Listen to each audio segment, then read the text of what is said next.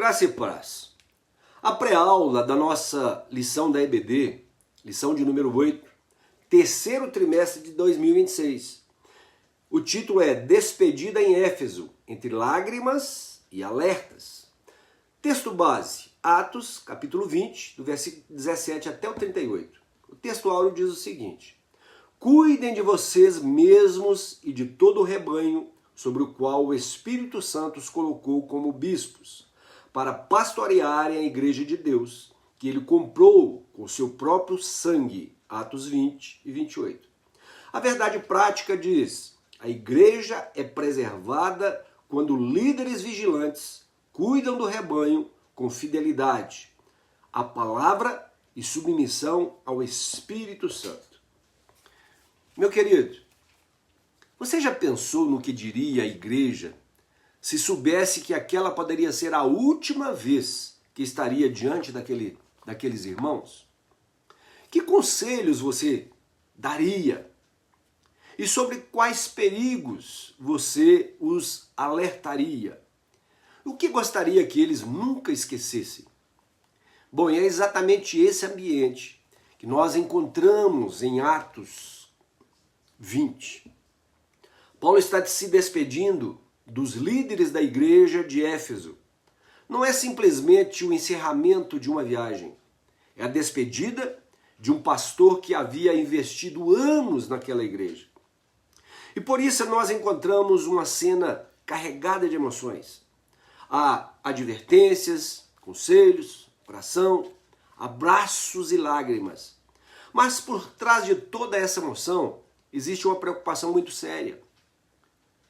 O que acontecerá com a igreja depois que Paulo partir?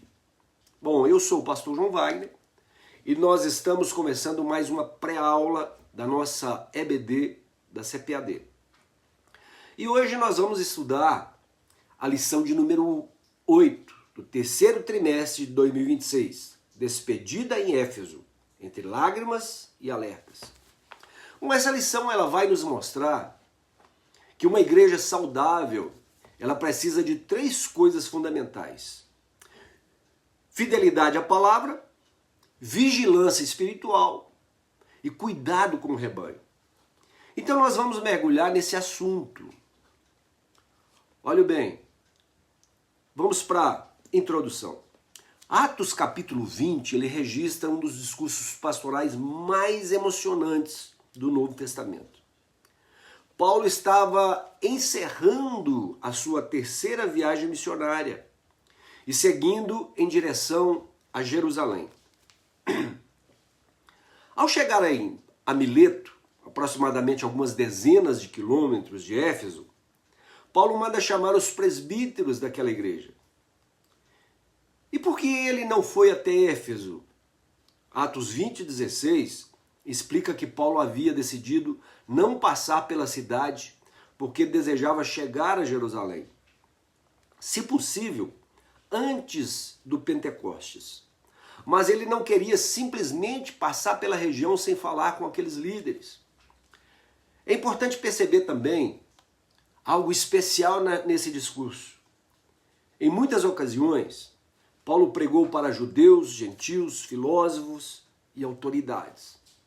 Aqui, porém, Paulo está falando com líderes da igreja. E por isso, suas palavras possuem um caráter profundamente pastoral. Paulo olha para trás e fala de seu ministério. Olha para o presente e fala da sua missão. E depois olha para o futuro e alerta sobre os perigos que ameaçariam a igreja. E finalmente, Paulo entrega aqueles líderes aos cuidados de Deus e da palavra. A grande preocupação de Paulo não era preservar sua própria importância, não era. Qual que era a preocupação de Paulo? Era preservar o rebanho do Senhor. Isso já nos ensina uma verdade. O verdadeiro líder, ele não trabalha para tornar as pessoas dependentes dele. Não. Trabalha para torná-las dependentes de Cristo e da palavra de Deus. O primeiro tópico. o ministério de Paulo como exemplo de fidelidade. O ministério vivido com coerência e entrega. Versículo 17 a 21. Paulo ele começa o seu discurso lembrando aos presbíteros como havia vivido entre eles. Ele não diz apenas, vocês sabem o que eu preguei. Ele praticamente diz, vocês sabem como eu vivi. Isso é muito importante. O ministério de Paulo não era sustentado apenas pelo discurso, mas pelo testemunho. Isso é importantíssimo. Em Atos 20, versículo 18, ele diz, vocês sabem como vivi todo o tempo em que estive com vocês. Aqui nós encontramos uma das maiores exigências do ministério cristão. Coerência entre aquilo que nós pregamos e aquilo que nós vivemos. Isso não significa perfeição, claro que não.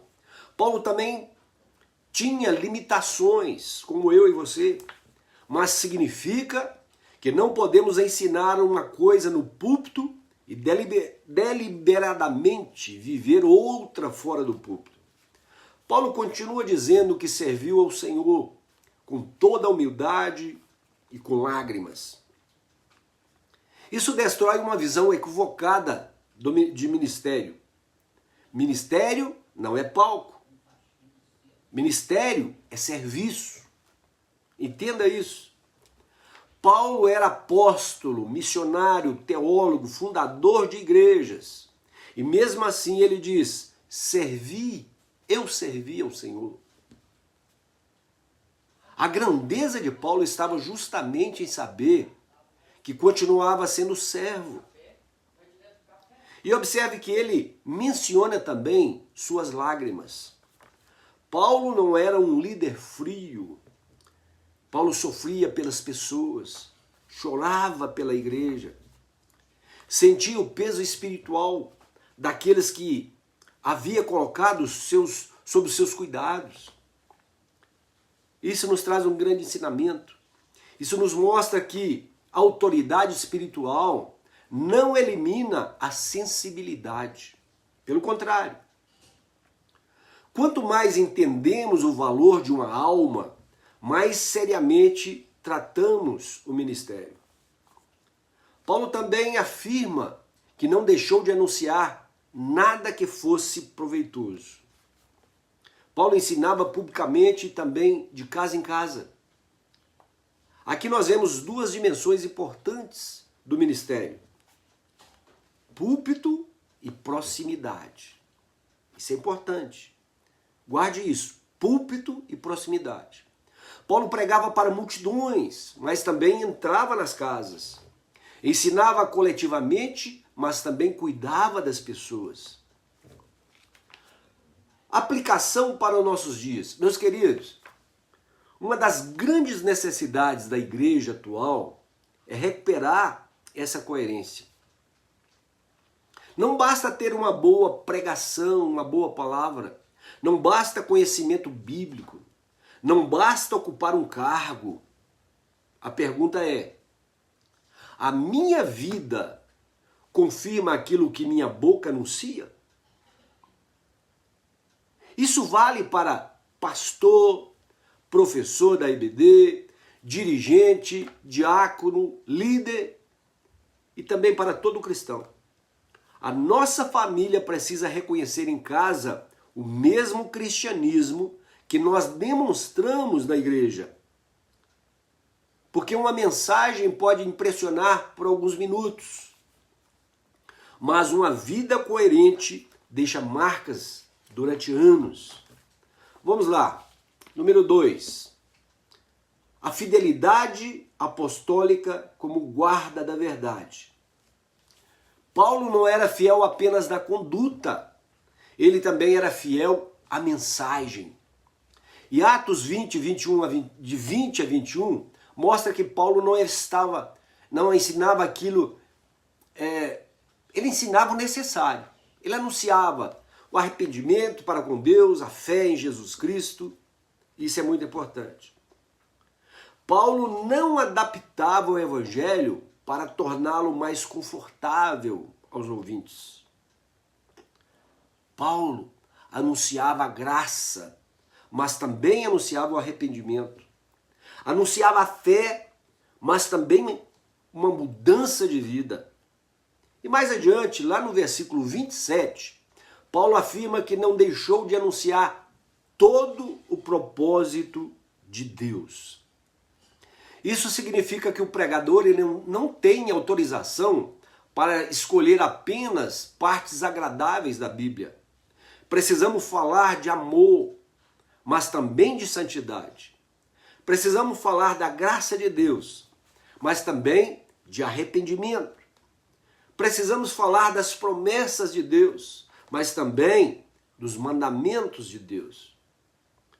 Precisamos falar do céu, mas também precisamos alertar sobre o pecado. Não são somente partes agradáveis, tem que falar de um todo. Uma igreja saudável, ela precisa de todo o conselho de Deus. Paulo sabia que falsos ensinamentos apareceriam. Por isso, a proteção da igreja deveria acontecer através da verdade. E isso continua sendo atual. O erro doutrinário raramente chega dizendo: eu sou uma falsa doutrina. Normalmente, o erro doutrinário ele chega usando linguagem religiosa, versículos isolados, discursos aparentemente espirituais. E por isso, precisamos conhecer a palavra verdadeiramente. Não devemos avaliar o ensinamento simplesmente perguntando: gostei? Será se gostei desse ensinamento? A pergunta correta é: está de acordo com as Escrituras Sagradas?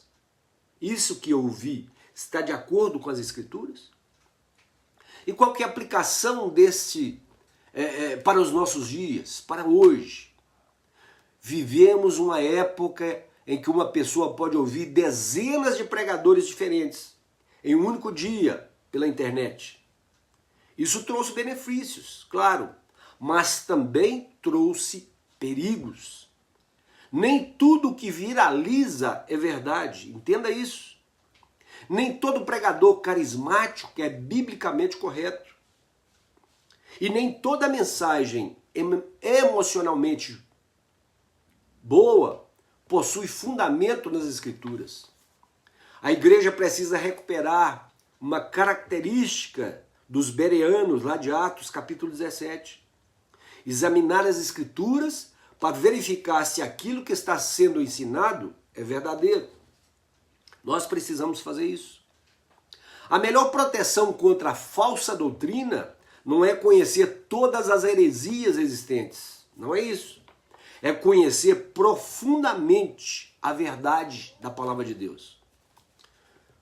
3. Fidelidade diante do futuro e consciência irrepreensível.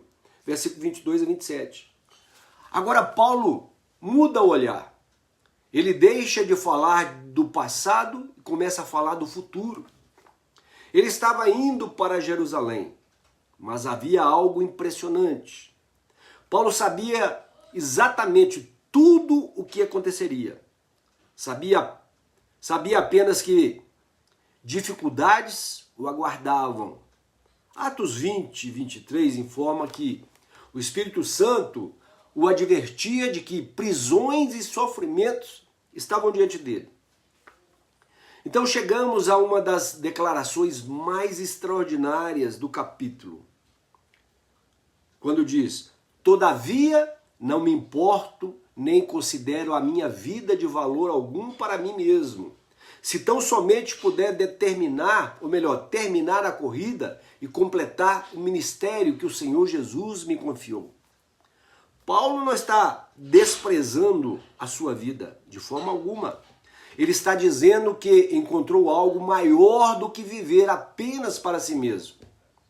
Encontrou um propósito. Seu objetivo era terminar a carreira que havia recebido de Cristo. Esse era o seu objetivo. Existe uma diferença entre simplesmente começar e terminar.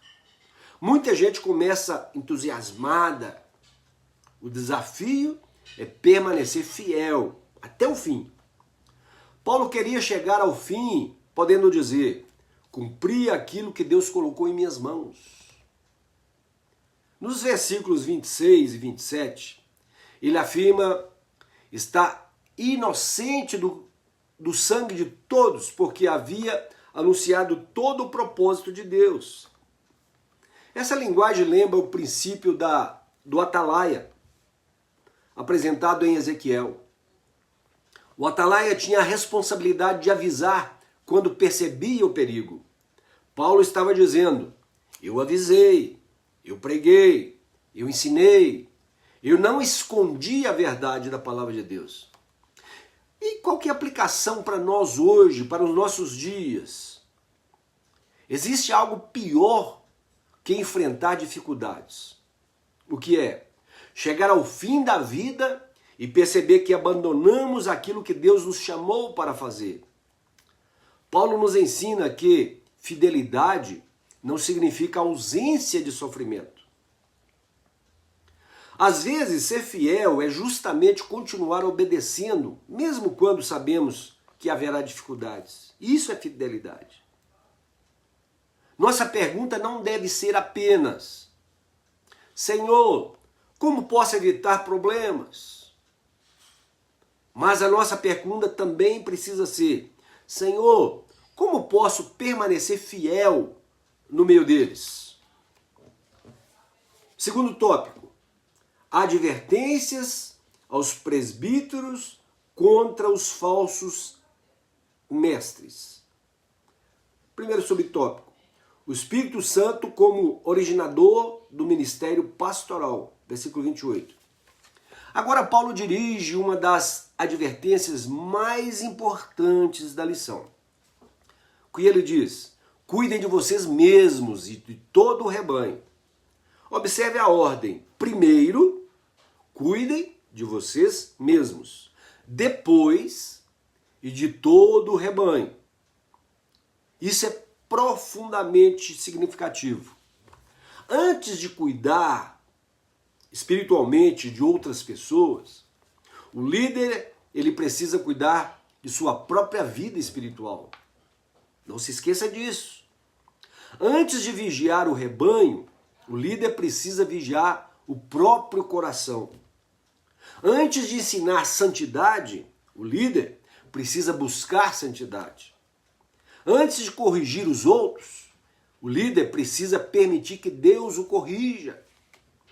E Paulo continua dizendo que o Espírito Santo os havia colocado como bispos para pastorear a igreja. Aqui aparece uma questão interessante.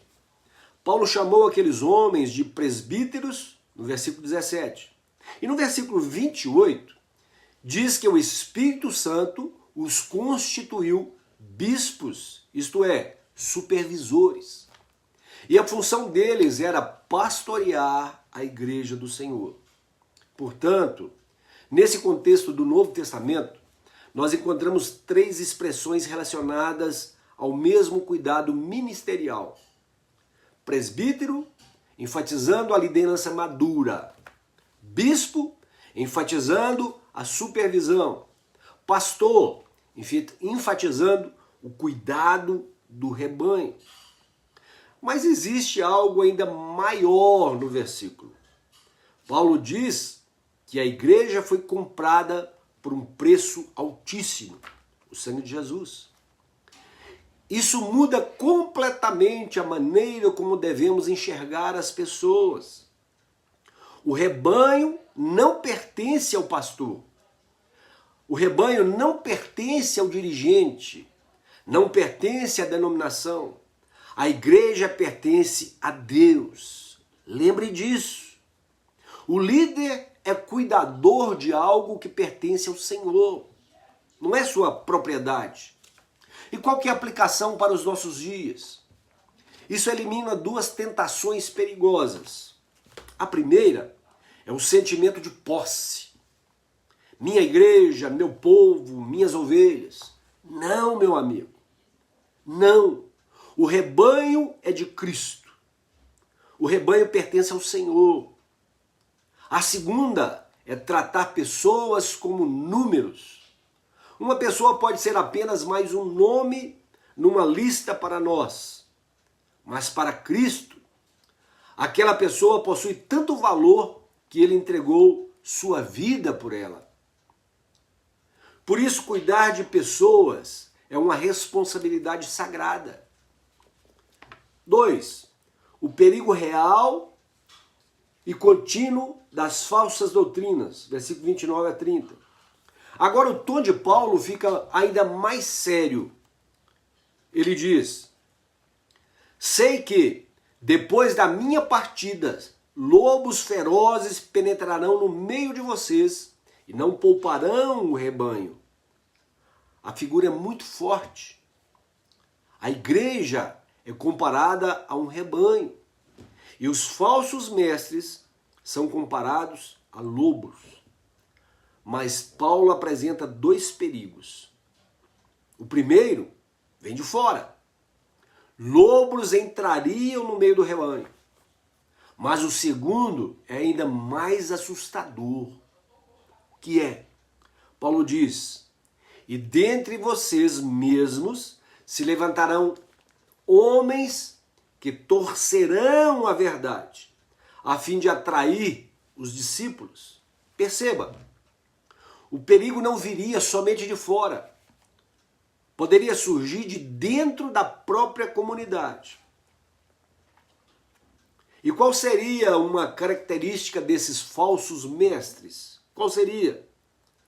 Eles desejariam atrair os discípulos. Essa expressão merece atenção. O verdadeiro ministro, ele procura levar os discípulos até Cristo, para Cristo. O falso ministro procura atrair discípulos para si, para ele mesmo. Aqui está um excelente teste para qualquer ministério. Quem está ficando grande? Cristo ou o pregador?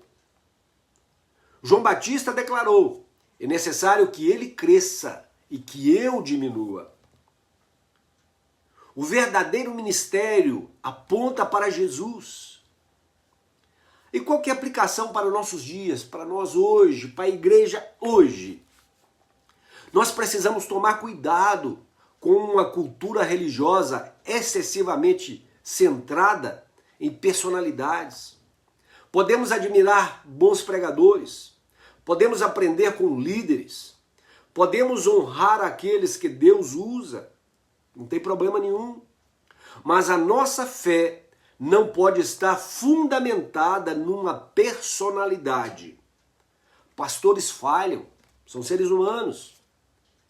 Pregadores passam, gerações mudam, mas Cristo permanece. Existe outro detalhe importante. Paulo diz que esses homens distorceriam a verdade. Muitas falsas doutrinas não começam negando completamente a Bíblia. Começam alterando pequenas coisas. Tiram um texto do contexto, exageram uma doutrina, ignoram outra doutrina, e por isso precisamos de discernimento. 3. Vigilância espiritual como dever permanente do pastor, versículo 31. Depois de alertar sobre os lobos, Paulo diz: por isso, vigiem. Vigilância não é paranoia, é discernimento. O pastor não pode imaginar que tudo está sempre bem, simplesmente porque o templo está cheio, de forma alguma. Uma igreja pode crescer numericamente e enfraquecer espiritualmente. Isso pode acontecer. Pode ter movimento e perder profundidade. Pode ter emoção e perder a doutrina. Pode ter atividades e perder a comunhão com Deus. Por isso Paulo diz: vigiem, vigiem. E então acrescenta algo emocionante. Durante 3 anos, noite e dia, ele não cessou de advertir cada pessoa com lágrimas. Observe novamente a combinação: advertência e lágrimas. Paulo corrigia, mas Paulo amava. Paulo defendia a verdade, mas Paulo não tratava pessoas com crueldade.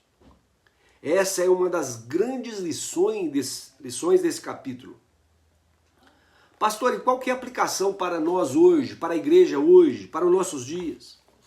Meu querido, existem 2 extremos perigosos. Um é defender a verdade sem amor. O outro extremo é falar de amor abandonando a verdade. O primeiro produz dureza, o segundo produz permissividade. O modelo bíblico é verdade com amor. Verdade com amor. E existe uma conexão impressionante. Anos depois, Jesus enviaria uma mensagem à igreja de Éfeso, em Apocalipse capítulo 2. Aquela igreja seria elogiada por sua capacidade de identificar falsos apóstolos. Eles haviam aprendido a vigiar, mas Jesus lhe apresenta outra advertência. Haviam abandonado o primeiro amor. E isso nos ensina algo extraordinário. Não basta combater o erro, precisamos continuar amando Cristo e as pessoas. A igreja de Éfeso precisava conservar 2 coisas importantíssimas: a verdade que Paulo ensinou e o amor que Cristo exigiu. Terceiro tópico: o cuidado pastoral de Paulo com os líderes da igreja. 1. A palavra de Deus como fundamento seguro do ministério. Versículo 32. Depois de apresentar tantos perigos, poderíamos imaginar que Paulo deixaria um manual complexo de estratégias. Mas veja aí o que ele fez. Agora, ele diz assim: agora eu os entrego a Deus e a palavra da sua graça. Que declaração extraordinária! Paulo estava indo embora, mas Deus permaneceria. O apóstolo partiria, mas a palavra continuaria. Aqui nós encontramos uma verdade fundamental. A igreja não depende da presença permanente de um homem. Depende de Deus e de sua palavra. Paulo sabia que não poderia controlar o futuro daquela igreja. E por isso os entrega ao Senhor. A palavra de Deus possui poder para edificar. A palavra de Deus corrige. A palavra de Deus instrui. A palavra de Deus confronta. A palavra de Deus consola. A palavra de Deus fortalece. A palavra de Deus amadurece. E por isso, nenhum líder pode ocupar o lugar das Escrituras. De forma alguma. Pastor, e qual que é a aplicação disso para os nossos dias, para a igreja hoje, para mim, para você? Igrejas fortes não são aquelas que dependem da personalidade de um líder. A igreja forte são aquelas que estão fundamentadas na palavra de Deus. Um pastor pode mudar. Um professor pode mudar. Um dirigente pode mudar. Mas se a igreja estiver firmada em Cristo e nas Escrituras, continuará de pé, forte. O melhor legado de um líder não é fazer a igreja sentir que não consegue viver sem ele. Não, qual que é o legado? É ensinar a igreja a permanecer firme em Deus, mesmo quando ele não estiver mais presente. 2. O exemplo de desprendimento e serviço cristão, versículos 33 a 35. Agora Paulo fala sobre dinheiro. Ele diz que não cobiçou prata, ouro ou roupas de ninguém. Isso não significa que seja errado um ministro receber o sustento, de forma alguma. O próprio Paulo, ele ensina em outros textos que aqueles que trabalham no evangelho podem ser sustentados pelo ministério. O ponto aqui é outro. Paulo está mostrando que dinheiro nunca foi a motivação de seu ministério. Em determinadas circunstâncias, ele trabalhou com as próprias mãos. Paulo era fabricante de tendas. Isso permitia que ele se sustentasse e, em alguns momentos, ajudasse outras pessoas. Então ele cita uma palavra de Jesus. Quando Jesus disse: a maior felicidade em dar do que em receber. O verdadeiro ministério pergunta: o que posso oferecer? O falso ministério pergunta: o que eu posso ganhar? Essa diferença continua extremamente atual. Um pergunta o que pode oferecer, o outro pergunta o que pode ganhar. E qual que é a aplicação para nossos dias? Para hoje, para a igreja de hoje? Dinheiro não é pecado. Ter recursos não é pecado. O problema é quando o dinheiro passa a controlar o coração. Isso que é pecado. Isso é ainda mais perigoso quando entra no ministério. Pessoas nunca podem ser transformadas em instrumentos de enriquecimento. O rebanho não existe para servir aos interesses do pastor. O pastor existe para servir ao rebanho, para servir à igreja. Jesus apresentou um modelo definitivo quando declarou que o Filho do Homem não veio para ser servido, mas para servir. Ministério verdadeiro não é exploração. Ministério verdadeiro é entrega. 3. Uma despedida marcada por amor, comunhão e lágrimas. Versículos 36 e 38. Finalmente chegamos a uma das cenas mais emocionantes de Atos. Paulo termina de falar. E o que ele faz? Ele se ajoelha, ele ora. E depois começam as lágrimas. Os líderes abraçam Paulo, beijam-no e ficam especialmente entristecidos, porque Paulo havia dito que provavelmente nunca mais, não veria novamente os seus rostos. Perceba como esse discurso termina. Não termina com aplausos, não termina com celebração da personalidade de Paulo. Não. Termina de joelhos. Talvez essa seja uma das imagens mais bonitas de toda a lição. Um dos maiores apóstolos da história termina sua reunião ajoelhado ao lado dos irmãos. Aqui nós percebemos que Paulo não havia construído apenas uma organização. Ele havia construído relacionamentos. Aquelas lágrimas mostram que havia amor verdadeiro entre eles. E qual que é a aplicação para os nossos dias, para hoje? Eu gosto de trazer a aplicação para os nossos dias. Uma igreja não é apenas um lugar onde pessoas assistem a cultos juntos. Somos família espiritual. Precisamos recuperar relacionamentos verdadeiros. Precisamos aprender a orar juntos. Precisamos aprender a chorar juntos, a celebrar juntos, a carregar os fardos um dos outros. Paulo mostrou que firmeza doutrinária e sensibilidade não são inimigas. O homem que enfrentava falsos mestres e também chorava abraçado aos irmãos, isso é maturidade espiritual. Ser firme sem deixar de ser sensível. Agora, qual que é o ensinamento central aqui? Se eu pudesse resumir toda esta lição em uma única ideia, seria esta. Preste atenção. Paulo não estava preocupado apenas com quem ocuparia o seu lugar.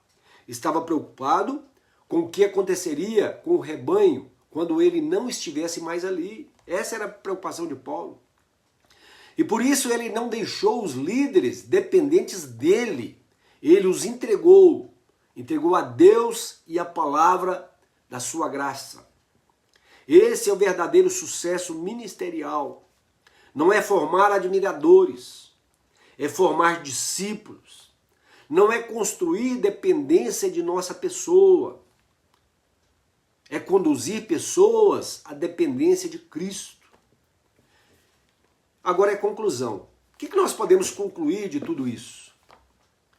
A despedida de Paulo dos presbíteros de Éfeso nos apresenta um retrato extraordinário do verdadeiro ministério cristão. No primeiro tópico, nós aprendemos sobre fidelidade. Paulo viveu aquilo que pregou. No segundo tópico, nós aprendemos sobre vigilância. O rebanho precisa ser protegido contra os lobos e contra a distorção da verdade. O terceiro, nós aprendemos sobre cuidado pastoral. Esse cuidado está fundamentado na palavra, no serviço e no amor. Mas existe algo que une os três tópicos. O que é? Paulo cuidava da igreja porque entendia a quem ela pertencia. Atos 20, 28 diz que ela foi adquirida por um preço altíssimo. E por isso ninguém que trabalha na obra de Deus pode tratar o rebanho com irresponsabilidade, de forma alguma. Professor de EBD, cuide daqueles que Deus colocou diante de você. Líderes, cuide daqueles que Deus confiou às suas mãos. Pastor, cuide do rebanho, mas nunca esqueça a primeira parte da advertência. Cuidem de vocês mesmos. Porque ninguém consegue conduzir outras pessoas para um lugar onde ele mesmo deixou de caminhar. E aqui está talvez uma das grandes mensagens de Atos capítulo 20 para a igreja do século 21. Precisamos de líderes que tenham a verdade na boca, a palavra no coração, vigilância nos olhos, disposição para servir nas mãos e lágrimas de amor pelos irmãos. A igreja não precisa escolher entre verdade e amor. Precisamos dos dois. Verdade para não sermos enganados. Amor para não nos tornarmos frios. Vigilância para proteger o rebanho. E a graça de Deus para continuarmos fiéis até o fim. E que Deus nos ajude a terminar a nossa carreira como Paulo desejava terminar a dele. Não apenas tendo começado bem, mas tendo permanecido fiéis ao chamado que recebemos do Senhor Jesus. E até a próxima lição, até o próximo vídeo. Que Deus abençoe você, a sua família. E até o próximo vídeo, se assim o Senhor nos permitir. Até lá.